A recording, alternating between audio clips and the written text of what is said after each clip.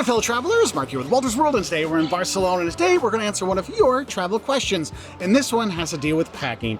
And Katrina wants to know, Wolters World, what's the better way to pack? Is it packing cubes or rolling your clothes? And honestly, sometimes it's a combination of the two, because if you're getting packing cubes, one key thing you want to get is compression packing cubes. If you have just plain packing cubes, I don't find them as helpful.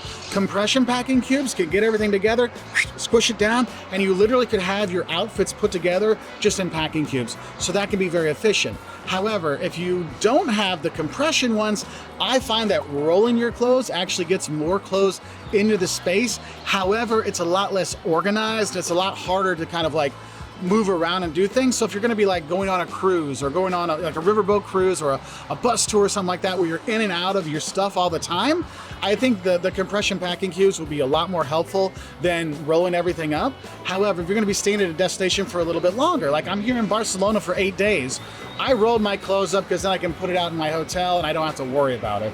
And one thing I think is important when you are packing with packing cubes, you got to make sure that they all fit in your carry-on suitcase or the suitcase you're having, because we've had compression packing cubes that were really great, but unfortunately, because how big they were, they could only fit like 1 or 2 actually in the suitcase. And then I had like a third of the suitcase was unusable with packing cubes because the packing cubes were too big for that space. So that's why it's really important to get a mix of packing cubes, okay? Different sizes, you know, compression, whether it's wide, small, whatever.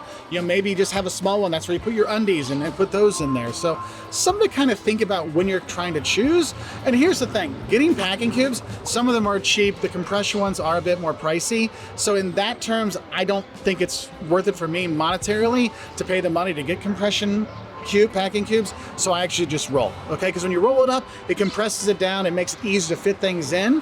And here's the thing is, if you combine the two, maybe you use the compression for the big stuff, and then that top part of your bag, you roll up the smaller things and fit them in there. So I know, Katrina, you want to know which one was better, and honestly, probably a combination was the best. But for me, I do rolling all the time. Jocelyn will do a combo. So yeah, that wasn't really helpful, I know, but it's just something to kind of think about. But yeah, compression packing cubes, good. Normal packing cubes, not so much, because honestly, it's like putting extra clothes to hold your stuff together. So, something to give you a heads up. Hope that helps, Katrina. Have a great time. I'll say bye from here in Barcelona. Oh, if you have packing questions, why don't you put it in the comments below, and I'll have Joss to do some of our packing videos, because she packs a lot of the stuff for the kids and herself, and she does a way better job than I do. Obviously, because my clothes, I make sure I pack things that are wrinkle resistant to make my life a little bit easier. Bye from here in Barcelona.